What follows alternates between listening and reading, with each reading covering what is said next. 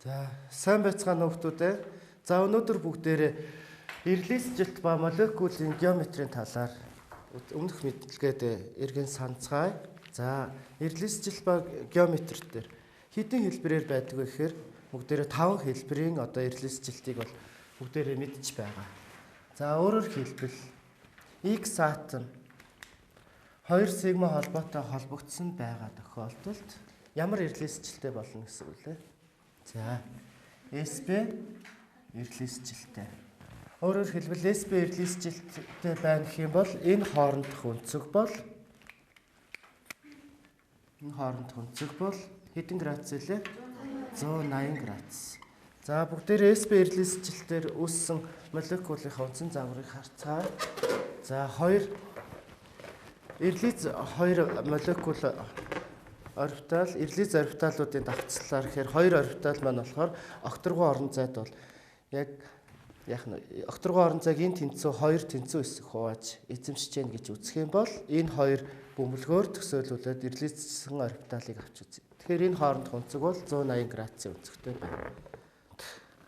За энэ тэгвэл SP ирэлцэлтийн хувьд за 2 сигма холбоотой тохиолдолд бол 2 сигма холбоо үүссэн тохиолдолд SP ирэлцэлтэй байна. За, эхний ирэлцэлтийн хувьд. Хоёр дахь ирэлцэлтийн хувьд. За, дурын одоо тухайн атом маань 3 сигма холбоогоор холбогдсон байна. 3 сигма холбоог бүгдээрээ 2D хэлбэрээр бол ингээд загварчилж болдог. Гэхдээ энэ хоорондох өнцөг хэдэн градус вэ гэдэг дээр бүгдээрээ эргээгээд ярилцъя. Тэгэхээр ямар ирэлцэлт болсон бэ гэдэг дээр SP2. Өөрөөр хэлбэл ирэлцэлт гэдэг маань хими холбоонд оролцохдоо электронууд ижил тэнцүү энергитэйгээр хими холбоонд оролцсноо гэж. За, тэгвэл SP ирэлцэлсэн орбиталын бүтцийг бүгдээрээ энэ загвараас бүгдээрээ эргээс саны. За, энэ шар өнгөөр болохоор багш нь юу хэлсэн бэ? Энэ хавтгай дээр байрлаж байгаа сигма холбоог үүсгэж байгаа ирэлиз орбитал. За, та нар руу харсан энэ улаан өнгөөр бол та нар руу харсан буюу наад талд нь байгаа хавтгай наад талд байрлаж байгаа. Цэнхэр өнгөөр бол юу харуулж байна? Хавтгай цаад байрлаж байгаа гэсэн 2D хэлбэрээр бүгдээрээ 3 сигма холбоог загварчилж зурж чаддаг болсон. За, тэгвэл бүгдээрээ хамтдаа зуръя. За, X атомын хувьд тэгвэл энэ тэмдэглэгийг одоо хэрэглэхээ болж эхэлж байгаа юм байна. X атомын хувьд болохоор яг энэ хавтгай дээрээ байрлаж байгаагийн энэ шараар тэмдэглэсэн байгаа. За, хавтгай наад талд байрлсан, хавтгай цаа талд байрлсан.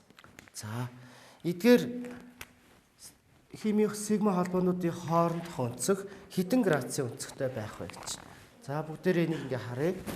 За, тийм бол энэ хоорондох өнцгүүд, энэ орбитал хоорондох өнцгүүд бол 120 градус. Нэг хавтгай дээр энэ 3 орбитал бол гурлаа энэ тэнцүү оршиж чадчих байгаа учраас SP2 ирэлцэлтэй байвал өнцөг нь 120 градусын өнцөгтэй байх юм байна.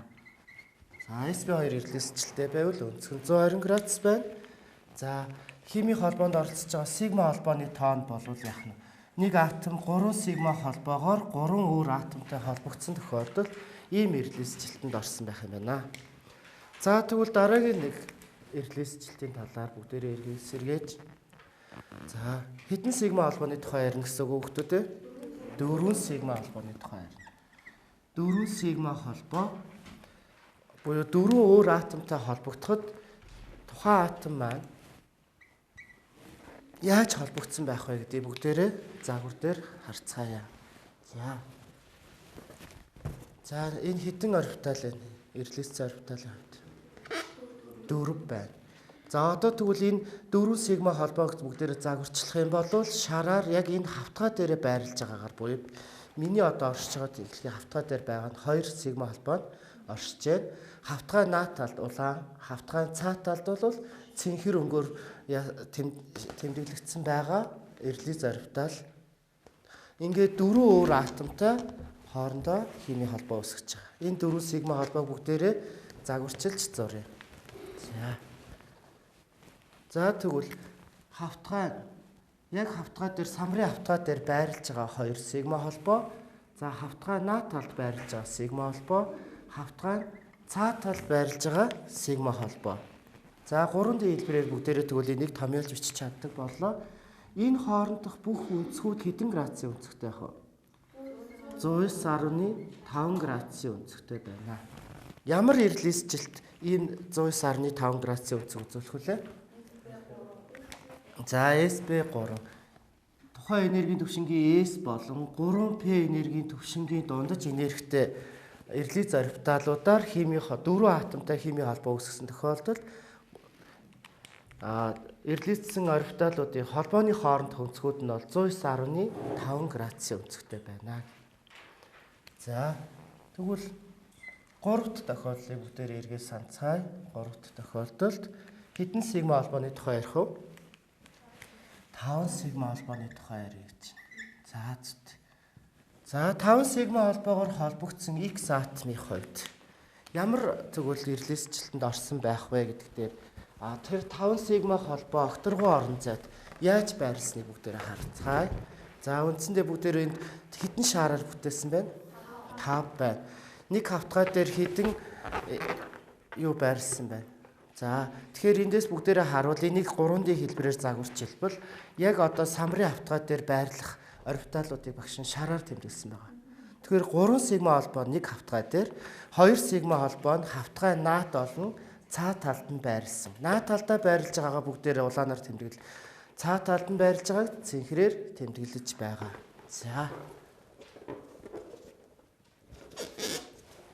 За зүгтээ. Тэгвэл бүгдээрээ шараар тэмдэглэсэн байгаагаа бүгдээрээ энэ хавтгай дээрээ байрлаж байгаа. Хоорондох өнцгүүд нь хэдэн градус байх юм? Хараарай. Өөцтэй. Энэ шар бөмбөлгүүдийн хоорондох өнцгүүд бол 90 градус байна. Сайн байна. За маш сайн байна. 90 градустай. Энд ч бас 90 градустай байна. За одоо тэгвэл хавтгай наад талд байрлаж байгаа улаанаар тэмдэглэсэн сигма холбоо хавтгай цаа талд байрлаж байгаа цэнхрээр тэмдэглэсэн сигма холбоонуудыг тэмдэглэлээ. За тэгвэл одоо энийг бүгдээрээ энэ босоо тэнхлэгийн дагуу харчээ. Тэгвэл шар, улаан, цэнхэр гэсэн 3 бөмбөлөг хоорондоо хэдэн градусын өнцгтэй байна? За баярлалаа. Окторгон орон зайг нэг хавтгай дээр гуруулаа энэ тэнцүү оршиж байгаа учраас 120 градусын өнцгтэй байна. За баярлалаа. Тэгвэл эдгээр сигма холбоо хоорондох өнцгүүд бол хэдэн градус гэсэн байх нь? 120 градусын өнцг. Эндээс энэ хоорондох өнцгүүд бас мөн 120 градусын өнцгтэй байна. Ямар орбиталуудын ирлээсжилтээр энэ 5 сигма холбоо ингэж байрлаж байна? За S. За 1S P3 D 1 гэсэн ийм 5 янзын өөр энергийн түвшинтэй орбиталууд ижил тэнцүү энергитэйгээр 5 өөр атомтой холбогдож байгаа. За геометрийн хувьд ямар дүрстэй байгааг бүгдээрээ эргээд ярина. За тэгвэл дөрөвдүгээрт нь энд уучлаарай тий. Энэ дөрөв дэх ирлээсжилтийн тухай ярьлаа. За бид нэр 5 дахь ирлээсжилтэн дээр авч үзье. 5 дахь ирлээсжилт гэдэг бол хэдэн сигма холбооны тухай ярилцах вэ? 6. За өмнөх хичээлдээ бүгдээр ярьж ирсэн. 6 сигма холбоо холбогдсон X атомын хувьд ямар окторгон орон зайд ямар хэлбэртэй байхыг бүгдээрээ эргээд харцгаая. За одоо тэгвэл эндээс хэдэн шараар тэмдэглэж өгсөн байна? За энэ шарыг бол гол тэнхлэгийн гэж үзэх юм бол 4 шар маань 2 байна. Тэгэхээр нийтдээ 6 сигма холбоо үүсгэхээр ирлээсжилтэнд орсон 6 сигма холбоог дүрслэн үзүүлэх гэж байна. За 6 сигма холбоогоор дүрслэн үзэхдээ 3D хэлбэрээр авч үзвэл шараар тэмдэглэсэн сигма холбоонууд бол босоо тэнхлэгээр дээр яг энэ хавтгай дээр байрлаж байна гэж 3D хэлбэр томьёогоор бичнэ. Тэгэхээр наашаага болвол 2 сигма холбоо, цаа талдаа бол хавтгай цаа талдаа 2 сигма холбоог цэнхрээр тэмдэглэсэн байна. Наад талд нь байгаа та нарын талаас наад талд нь байрлаж байгаа 2 сигма холбоо бол улаанаар.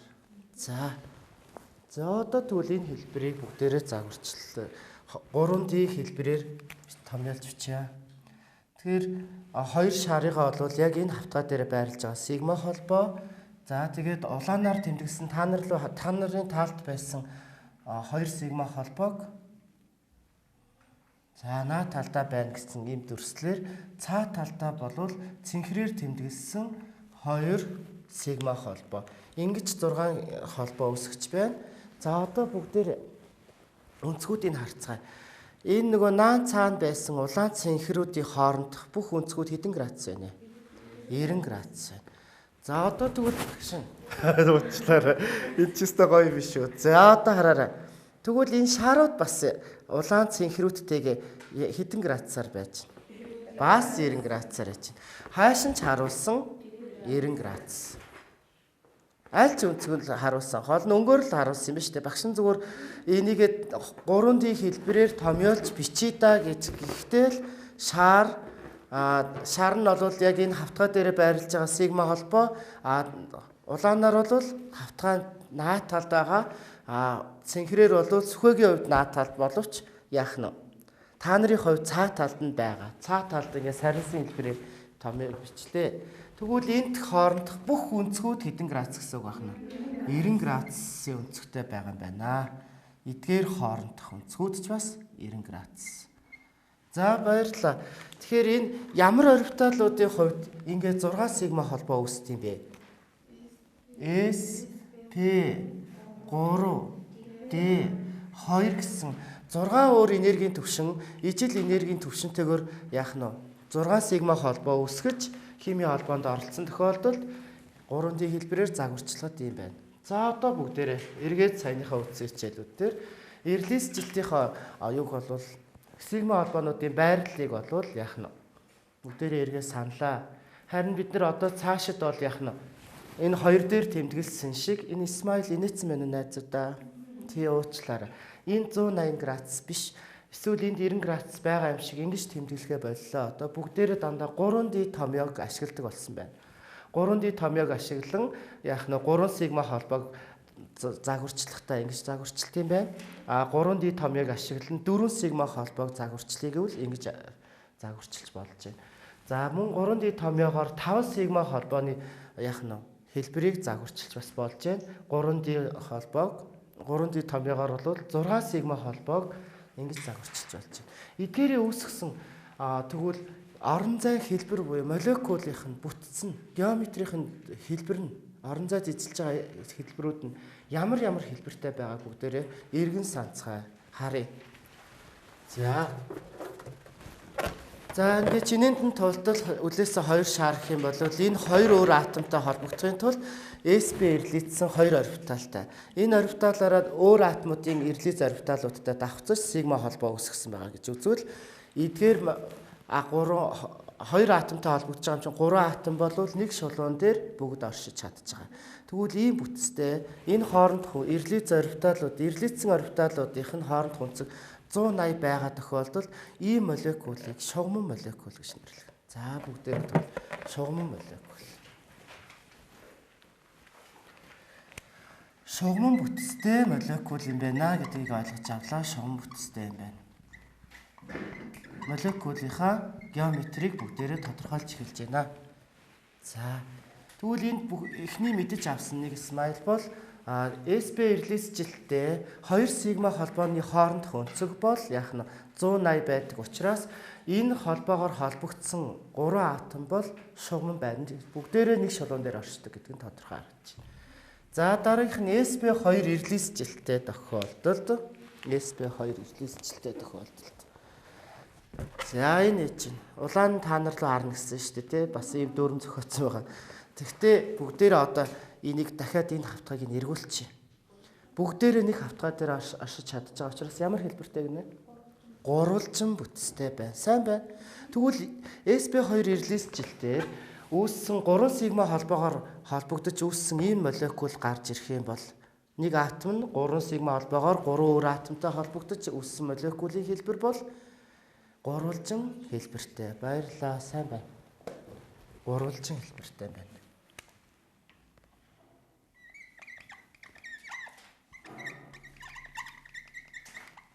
гурвалжин хэлбэртэй. За бас одоо яг нь бусад ном зохиолууд дээр юу гэж тэмдэглэсэн байдаг вэхээр гадаад үг хэллэгийг бас ашигласан байдаг учраас тригонал бүтцтэй гэж хэлдэг. Тригонал бүтцтэй байна гэсэн үг. За тэгвэл яг нь монголоор гурвалжин бүтцтэй, гурвалжин молекул юм байна. Тэгвэл яг тригонал бүтцтэй гэвэл бас яг энэ утгаар ойлгож болох юм байна. За sp3 ирэлцэлтэй 4 сигма холбооны хувьд. За багш нэнд одоо жоохон заагууд гаргаж өгөх хэрэгтэй болж таарлаа тий. Энэ бол sp ирэлцэлт. Энэ болвол яг нь sp2 ирэлцэлтийн хувьд тригонал бүтцтэй байсан. Одоо sp3 ирэлцэлттэй 4 сигма холбоогоор холбогдсон 4 өөр атомтой холбогдож байгаа атомын хувьд. За одоо бүгдээрээ харцгаая. Окторгоо орон зайд 4 хавтгаагаар яг энэ тэнцүү холбогдож чадвал энэ нөгөө бөмбөлгүүд зарим харьцангуйгаар өөр үлээгдсэн байж болно. Ижил тэнцүү байгаа тохиолдолд энэ дүрс хэлбэрийг юу гэж нэрлэдэг вэ гэхээр тетраэдр гэж хэлнэ. Энэ 4 шарын эзэлж байгаа орон зайгийн одоо геометрийн дүрсийг бол тетраэдр бүтцтэй гэж хэлдэг байна. За тетраэдр бүтцтэй.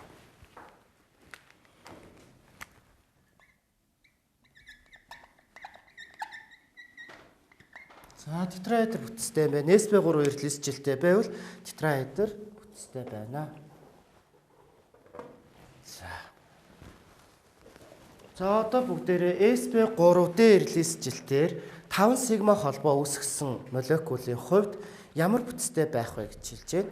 Өөрөөр хэлбэл та нар руу ингээ харуулах юм бол шар, улаан, цэнхэр 3 болвол гурвалжин суйртай. Гэхдээ та нар руу харсан, над руу харсан 2 шар сигма холбоонд луугаад бүгдээр шулуун татах юм бол дандаа пирамидууд босч ирж байна. Тийм байна уу? За зүгтээ. Тэгвэл энэ хавтгайн хувьд ингэж тойрч байгаа энэ хавтгайн хувьд бол яг нь гурвалжин суйртай суйраараа нийлсэн 2 пирамид байж байгаа гэсэн үг.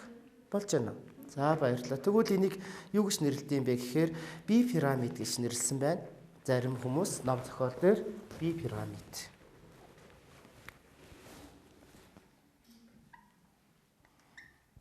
Би пирамид. За би пирамид гэхээсээ гадна бас геометрийн үндсэн хэллэгээр гексаэдр гэж бас хэлж байгаа. Гексаэдр. За 6 хавтгайн огтлцлоор үүссэн геометрийн орон зайн дүрсийг гексаэдр гэж хэлдэг. Гэхдээ энэ ижил тэнцүү өссөн учраас гексаэдр. Энэ мөн адил 4 хавтгайн огтлцлоор үүссэн одоо орон зайг юу гэж хэлэх нь тетраэдр. Эдр гэдэг үг нь бол талаас гэсэн утгатай үг юм байна. Тетра гэдэг нь 4, гекса гэдэг маань болохоор 6 гэсэн утгыг гаргаж ирж байгаа гэсэн үг. За геометри хичээл дээр бас ингэж холбогдож орж ирж байна. За сүүлийн загвар дээр sp3D2 гэсэн ирэлцэлтээр 6 сигма холбоо үүсгэсэн байгаа молекулын хувьд орон зайд ямар хэлбэрийн орон зайг эзлэх вэ гэж асууж байна. За эндээс ингэ харах юм бол хаашаа ч өнгөрүүлсэн байсан яг зөв дүрстэй. Тэгээд эндийг авч үзэх юм бол нийтдээ бол энд нэг хавтгай, дахиад нэг энд хавтгай гэдээ гурвалжингаар ингээд тойруулаад явсаар гад 8 гурвалжингаар энэ орон зайг бол дүрслэж үзүүлж бас болохоор байна. Харж байна үү те? Энэ 3-ын огтлцол. Энэ 3 дээр тулсан бас нэг хавтгай байх. Ингээ үзэх юм бол үндсэндээ энийг юу гэж хэлж яах нэхэр 8 тастын зөв дүрс буюу юу гэж хэлэх нь? Октаэдр. Баярлалаа. 8 гэдгийг окта гэж хэлдэг. Тэгэхээр октаэдр бүтцтэй юм байна.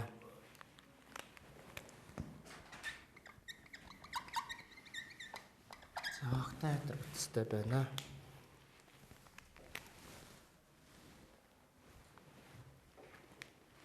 За одоо бүгдээрээ молекул бүтцүүдээ давтаад жишээн дээр ярилцъя. Сая бүгдээрээ ерөнхий ирэлцэлт болон түүний геометрийн хэлбэрүүдийн тухай ярилцлаа. За одоо тэгвэл бүгдээрээ нэгдүгээр жишээ берилли хлор 2 гэсэн молекулын бүтцийг яах нь ковалентийн холбоогоор тайлбарлахдаа ирэлцэлтийн онолоор тайлбарлая. Бериллигийн валентийн бүтц гэдэг лээ. Ямар томьёотой авах хүүхдүүд вэ? 2s-ийн 2p-гийн тэг. За зүтэй. Тийм учраас өдөөгдөөд 2s дээр 1, 2p-гийн 1 гэсэн 2 валентийн бүтцэд нь одоо химийн холбоонд оролцож байна. Хослоогүй электроноор химийн холбоо үүсгэдэг гэж хэлсэн. За тэгээ өдөөгцсөний дараа ямар бүтцтэй болох вэ? Ирлизжилтэнд одоо хоёулангаар нь сигма холбоо үүсгэх гэж байна. Хоёр холоортой найзлах байгаа учраас өөдтэй 2 дугаар давхрааны SP дээр 2 ижил тэнцүү энергитэй болж байна гэж үзэж байна. Өөрөөр хэлбэл бүгдээрээ загварчил зурх юм бол одоо бериллийн хлоридын томьёог авч бичих юм бол 3D хэлбэрээр ингэж бичих нь тодорхой боллоо. Энэ хоорондох өнцөг хэдэн градус вэ? 180. Шууд хараад таньж байгаа шалтгаан нь юу вэ? 2 сигма холбоо үүсгэсэн. 180 градусын өнцөгтэй. Ямар бүтцтэй вэ? Шугам бүтцтэй, баярлалаа. Шугам. За цааш нь 2 дугаар жишээ. 2 дахь жишээ. Бор холоор 3. Бор холоор 3. Борын атомын валентийн бүтцийг томьёолж хэлээрэй. 2 дугаар давхрааны S дээр 2, 2 дугаар давхрааны P дээр 1 хослоогүй 1 электронтой боловч өдөөгцсөний дараа химийн холбоонд оролцох эхний шат өдөөгцсөний дараа 2 дугаар давхрааны S дээр 1, 2 дугаар давхрааны P орбитал 3P орбиталын 2 дээр 1 хослоогүй электронтой бол. Энэ 3 валентийн электроноор 3 химийн сигма холбоо үүсгэхдээ 2 дугаар давхраан дээр SP2 хэдэн ширхэг явах юм? 3 электрон SP2 энергийн түвшинтэй байрлана. За тэгвэл борын хувьд химийн холбоогийн дүрслэгтээ SP2 ирлизжилтэй юм болвол яаж дүрслэх ёстой болоо? За энэ хавтгай дээр байгаа сигма холоо нь холоортой холбогдсон. За хавтгай наад талд байрж байгаа холоор хавтгай цаа талж байрлаж байгаа холоор. За эдгээр холооруудын хоорондох энэ өнцгүүд холбоонуудын өнцгүүд нь бол 120 градус байна. За 3 дахь хэлбэрдээ бүгдээр ярилцъя. 3 дахь хэлбэрдээ жишээ CH4. За метан гэдэг бодисын хувьд асуудал. Молекул бүтцэн ямар бүтцтэй байх вэ? За энэ рүүгээ орохын тулд бүгдээрээ борын 3 валент борын хлоридын молекул нь бол ямар бүтцтэй вэ? За геометрийн хэлбэр нь гурвалжин бүтцтэй хамт тэригнал бүтцтэй. Тэм хөлтүүдээ тригонал буюу гурвалжин бүтцтэй байх юм байна. За нүүрс төрөгчийн атомын валентийн бүтцийг хэлнэ үү? 2 дугаар давхрааны нүүрс төрөгч бол 2 дугаар давхрааны S дээр 2, 2 дугаар давхрааны P дээр 2 өдөөгдөх юм бол 2 дугаар давхрааны S дээр 1, 2 дугаар давхрааны P дээр 3 болно. 3 валентийн электрон нь ижил энергийн түвшинтэй болно гэвэл сигма холбоо үүсгэнд гуруулаа сигма холбоо үүсгэж байгаа тохиолдолд 2 дугаар давхрааны SP3 энергийн түвшин дээр хэдэн электрон байна гэсэн үг? 4 байна. 4 сигма холбоо үүсгэж байгаа учраас нүүрс төрөгчийн атомын хувьд за бүгдээрээ загварчлаас харчи.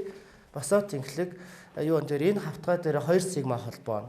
За тэгвэл хавтгай дээр байрлаж байгаа 2 сигма холбоон дээр ус төрөгчтэй холбогдсон байна. Хавтгай наад талд байрлаж байгаа ус төрөгчийн холбоо, ус төрөгчтэй холбогдсон сигма холбоо. За мөн хавтгай цаад байрлаж байгаа ус төрөгчтэй холбогдсон сигма холбоо. Энэ бүх хоорондох өнцгүүд хэдэн градус өгдөг вэ? 109.5 градус. Баярлалаа. За ингээд бүгдээрээ өнөөдрийн хичээлээр ирлизжилт ба молекулын геометри гэдэг хичээлийг хамтдаа судлаа. Ингээд ирлизжилт болоод бид хэдий хамгийн сайн мэдж явах ёстой ирлизжилт бол эхний 3 ирлизжилт. Та 4, 5 дугаар ирлизжилт бол яах нь гүнзгийрүүлэн судалж байгаа хүүхдүүдэд зориулсан сургалт байлаа. За тэгээд SP ирлизжилтийн энгийн нэг жишээ болвол бериллийн хлорид. За бериллийн хлорид шугам бүтцтэй. SP2 ирлизжилттэй жишээ дээр бол борын хлоридыг тайлбарлаж болж байна. Терминал бүтцтэй. За харин SP3 ирлизжилттэй атомыг төлөөлүүлэн метан дээр бүгдээрээ жишээ авлаа. Метаны бүтц байгуулалт бол ямар бүтцтэй гэсэн үг вэ? Тетраэдр бүтцтэй юм байна. За анхаарал тавьсанд шавнартаа баярлалаа.